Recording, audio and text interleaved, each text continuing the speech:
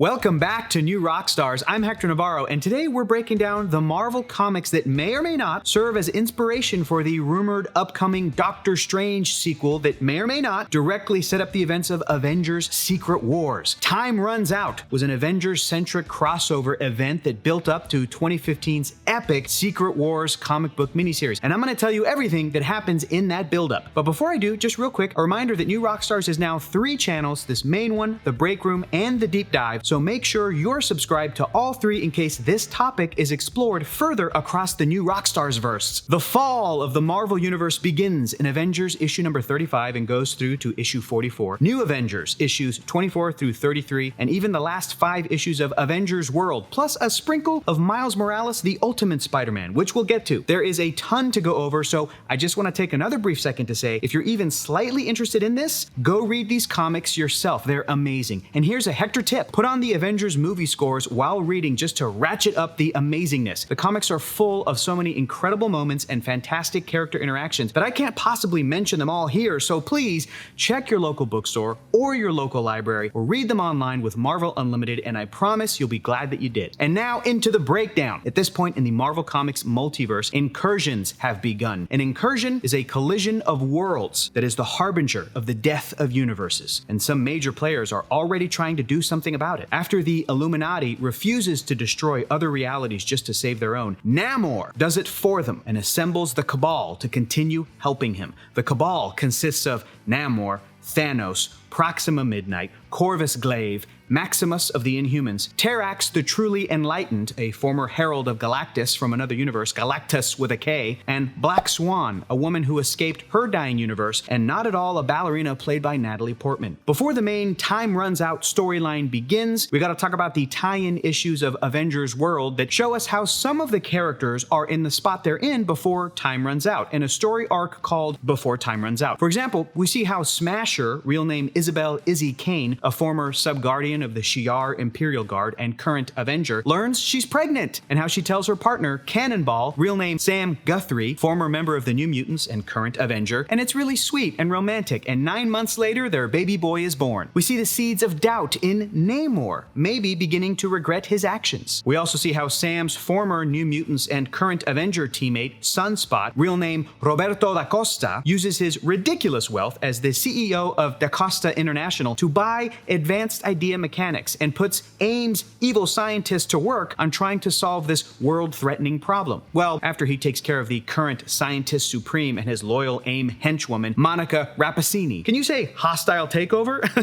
Sunspot starts building up a new Avengers team, too, and asks teleporter Manifold, real name Eden Fessy, to help by taking them to the Savage Land to recruit a refugee from another destroyed universe, the super strong Hyperion. Next up is Shang-Chi, who is going to factor into Roberto's plans, accessing a new power at a quarantined former site of an origin bomb on Earth. The way he accesses that power is super cool because Shang-Chi is super cool. And we also see how Thor Odinson, now unworthy after the events of Original Sin, is brooding in the Savage Land, hanging with Hyperion and the indigenous scientists there called the Children of the Sun, or the Zebra Kids. Odinson, as Thor has come to call himself, gets some of his godly groove back after those pesky former AIM leaders attack the Savage Land, which was all part of Sunspot's plan to juice the Thunder God for what's coming next, knowing that he would defeat the former AIM scientists pretty easily. And Namor reaches out to Mr. Fantastic and Hank McCoy Beast. And that's where we're at before time runs out. So now, it's been 8 months since Steve Rogers, who's aged since his super soldier serum was neutralized by the villain the Iron Nail, but who still looks like he's in incredible shape, learned what the Illuminati was doing and declared them enemies of the Avengers that they would arrest. The Illuminati consists of Reed Richards, Beast,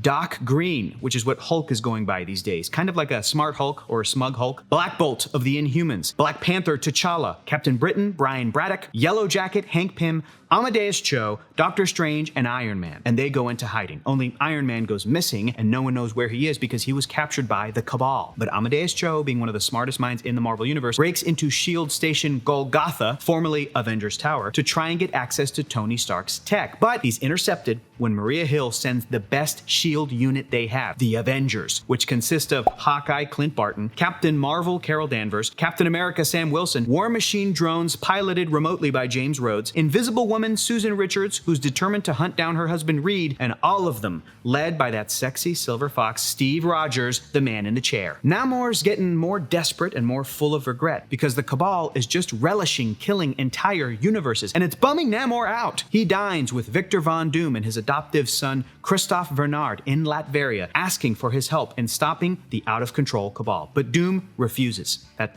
pesky pride of his. If only Namor had come to Doom first, instead of throwing his lot in with those psychopaths. Speaking of the Cabal, they've taken over Wakanda and the Necropolis, the Wakandan city of the dead, where previous Black Panthers are buried, and where Black Panthers T'Challa and Shuri escaped from thanks to members of the Dora Milaje and Hatat Zoraze, sacrificing themselves so their Panthers can live to fight another day. But Shuri decides to stay behind, presumably meeting her demise fighting off the invaders. And back in Latveria, after Namor leaves, Doom checks in with his team trying to solve the incursion problem. His scientist, the Mad Thinker, and his captive, Owen Reese, the Molecule Man. Molecule Man, whoo boy, he's a whole thing. We're gonna get to more of him later. Starbrand, real name Kevin Connor, and Nightmask, real name Adam Blackveil, which is the most metal name ever, by the way, are two people who were ascended by the last White event and got near unlimited powers because of the multiversal incursions. They became tools of the Builders, the universe's first sentient race that built systems to control space and time, and were supposed to replace the Builders' older tools, the Gardeners,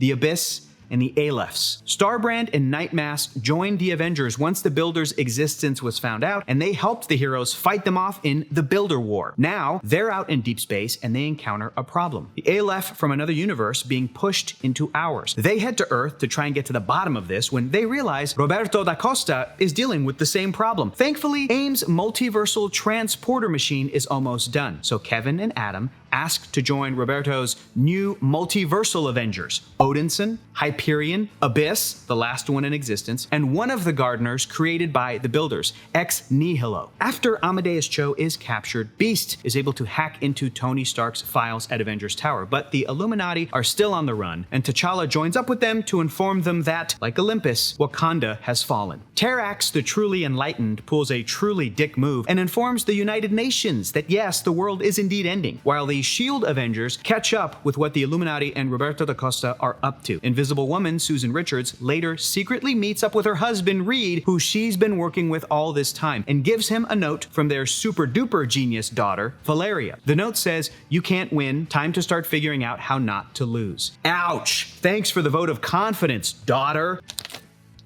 One-shot energy, huh? Okay, I'll try it. Oh yeah.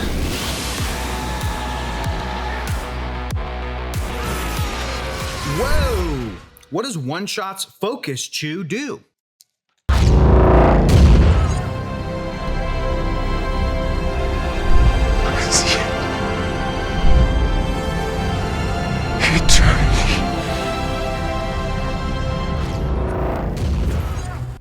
Whoa.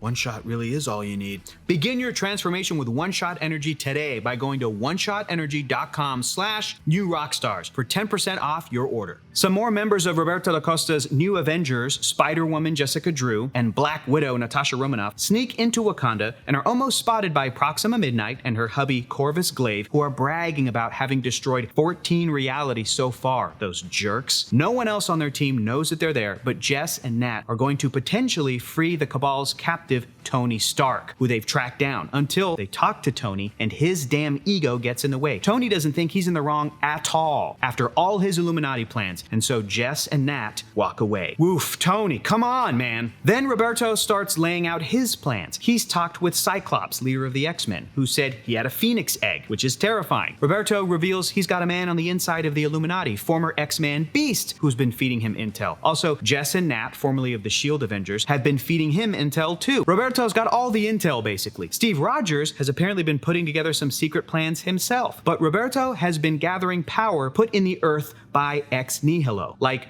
self-sustenance in the form of the Children of the Sun, a self-defense mechanism in the form of Pod, a human girl bonded with an alien system armor, the power of evolution in the form of Validator, a Canadian superhero with a time-fluctuating energy field, and Shang-Chi, who was able to access the power of replication, and who can now make an army of Shang-Chis. Dope. So, in hopes of finding the decay of the multiverse, Roberto da Costa's Multiversal Avengers, along with a bunch of the Builder's gardeners, the ex nihili, plural, are sent across the multiverse to the Temple of the Black Priests in the nothing space of destroyed universes. The priests look pretty freaky deaky, so obviously the Avengers start kicking their asses. But the Black Priests defend themselves handily and take out a bunch of ex nihili. Then Odinson calls on the power of a hammer from another universe, the hammer of Thor, the unworthy, Thor with 2 R's, whose owner was apparently a monstrous brute, and Odinson starts kicking asses again. Then, wouldn't you know it, the leader of the Black Priests, the Great Eye, appears, and it's none other than Dr. Stephen Strange. It was all a misunderstanding. Strange and the Black Priests are trying to save the multiverse, not destroy it. In fact, he tells the Avengers they need to defeat a group called the Ivory Kings and someone called Rabam Alal to truly stop the end of everything. And he's not lying. Back on Earth, in España, the Illuminati send a message to S.H.I.E.L.D. for them to track down, and boy do they. It kind of looks like the S.H.I.E.L.D. Avengers might have the Illuminati on the ropes, but then the new Avengers, led by Sunspot, arrive. In desperation, Steve Rogers and Maria Hill throw an emotionally neutered, sociopathic Bruce Banner under their control from another dimension off the helicarrier to join the fray below. Then the Shang-Chi army drops in from Sunspot's ship above the helicarrier. And then Rogers pulls his secret move, a brand new team of mighty Avengers: Luke Cage, White Tiger, Spider-Man, Peter Parker, Blue Marvel, She-Hulk, Power Man, Victor Alvarez, and Spectrum, Monica Rambeau. And this is just the coolest team ever. I love them. They're great. But it's a double, triple, quadruple cross as Reed Richards plays his finishing move, asking his wife to shut everybody down. Invisible Woman incapacitates everyone on the battlefield and shows up with Medusa, Black Bolt, and Namor. Surprise! He's back on the good guy's side.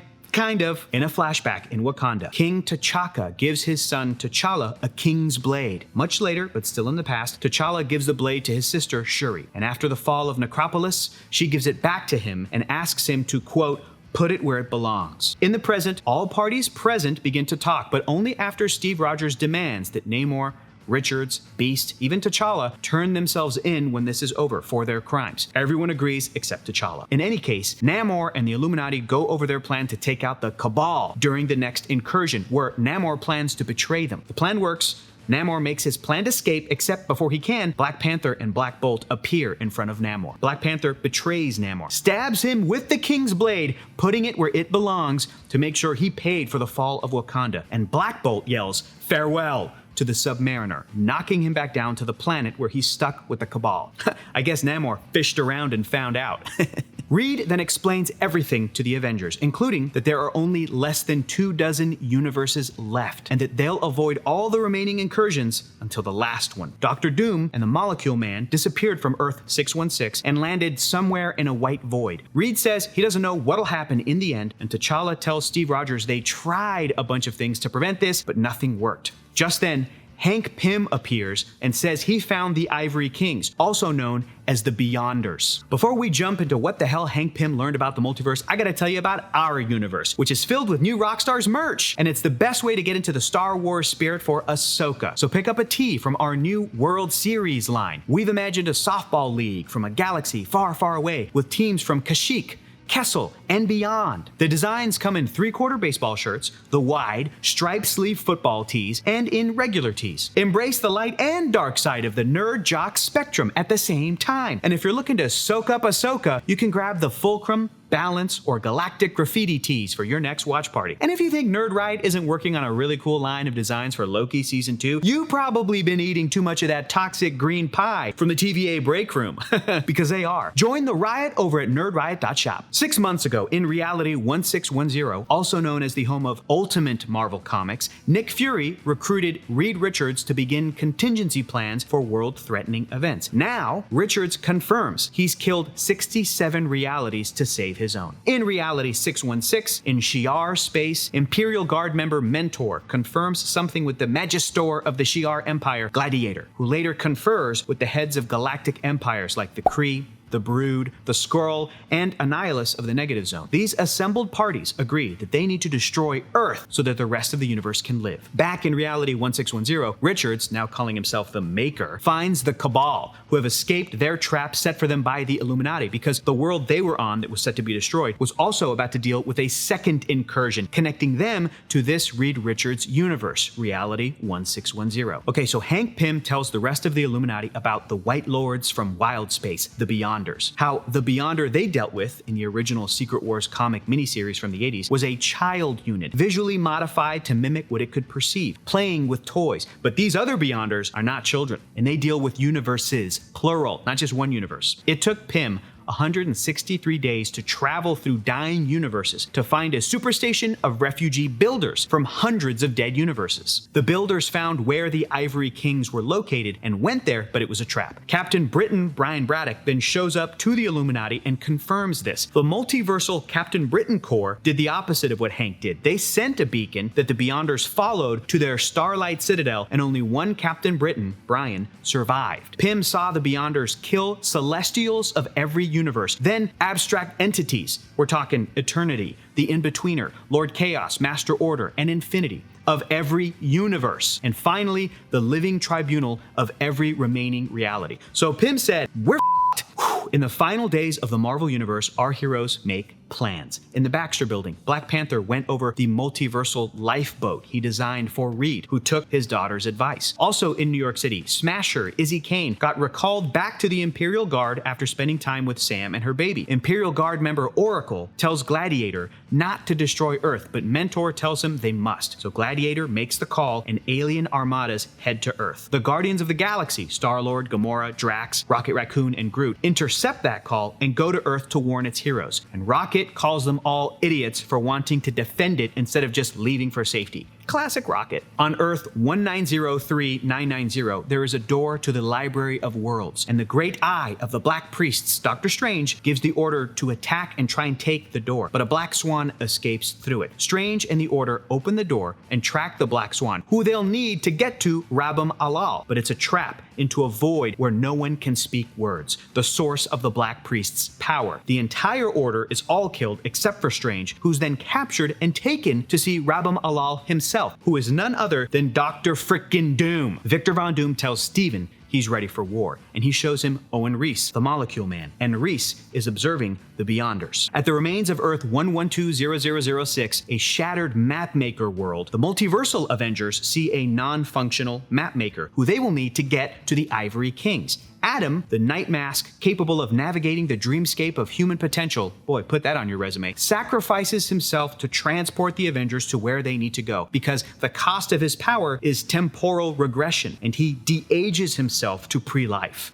Whew. The Avengers are confronted by two beings who claim they are beyond understanding, beyond acquiescence, beyond justice, beyond the Avengers. The Ex Nihili fully realize the Beyonder's current form, and Ex Nihilo and Abyss sacrifice themselves to reshape the Beyonder into a tree. The other Beyonder disarms Thor, stabs the Starbrand, blinds one eye of Hyperion, but Kevin can't contain his power and explodes, destroying the remaining Beyonder. Then many more Beyonders come through the hole in space. Thor becomes worthy again, so unworthy to lift Thor with 2R's hammer. He and Hyperion fly into battle one last time. It's gonna start getting sad, y'all. We learn the Illuminati freed Tony Stark from his cage in Necropolis before Rogers and the S.H.I.E.L.D. Avengers arrived, just so they didn't risk starting up the Stark-Rogers beef again. Gladiator of the Shi'ar Empire gives warning to the people of Earth before their attack, and then Reed Richards gives Steve Rogers access to a Tony Stark plan. Stark built an automated control system for the Planet Killer ship they captured during the Builder War. Smasher respectfully denied going back to the Imperial Guard,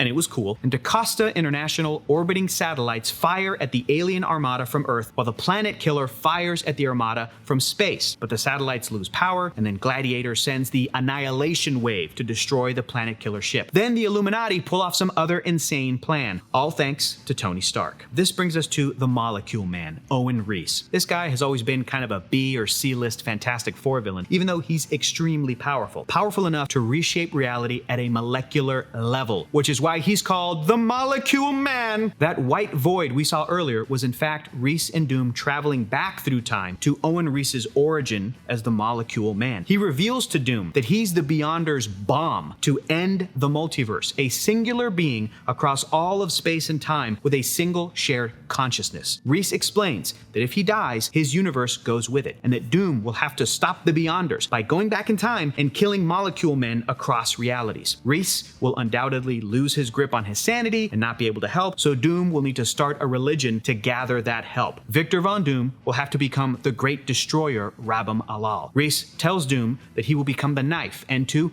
put it where it needs to go. Ooh, I got chills. We see this plan enacted. Doom witnesses the first multiversal incursion and recruits his multiversal Black Swans. Doom created the incursions to begin with because he and Reese were killing other Molecule Men. The Beyonders try to stop Doom's actions by having map makers chart realities where Molecule Man had died. And back in the present, Victor tells Stephen Strange that the Beyonders could never stop him or go back in time to stop him because they are linear. For all their power, they can't time travel, baby. Then Doom, Strange, and Reese confront the Beyonders and all goes white. This is what caused the multiverse to narrow down to less than 24. And over in the last issue of Miles Morales, the Ultimate Spider-Man, Miles Morales was getting so good at what he does, getting to a point in his career where he was able to take down his universe's Doctor Doom single-handedly, just kicking that dude's entire ass. Miles and the rest of his family and friends and even enemies wouldn't be able to escape the collapse of the multiverse. Spidey looked up into the sky to see another Earth in an incursion. So yes, Tony Stark uses the sun's power to destroy the entire alien armada back in reality 616. And on Earth 1610, the Maker invites Nick Fury and Hawkeye to the city, where he reveals he's been working on defending their reality for a year. Back on Earth 616, T'Challa informs President Barack Obama that everyone's time is up in less than 6 hours. Then back on Earth 1610, Richards informs Fury he just killed another world, so that there are only 2 left. And Thanos warns Fury that the final world, Earth 616, is full of the greatest heroes you have ever met, the valiant, the courageous, and that they better find a way to kill them all. So Fury prepares his Earth's heroes to defend it. Both Earths prepare for the end of the universe, and Steve Rogers spends his final moments kicking Tony Stark's ass. I guess he can do this all day, until the end of the line. But it's not the end, it's all to be continued in 2015's Secret Wars, and what an ending! How much of Time Runs Out will influence the Marvel Cinematic Universe and its multiverse saga? Only time will tell. Thanks so much for letting me tell you all about these comics. Reminder to go read them yourself if you're interested. Follow me over at Heroes Reforged on YouTube, and we'll see you next time. Bye!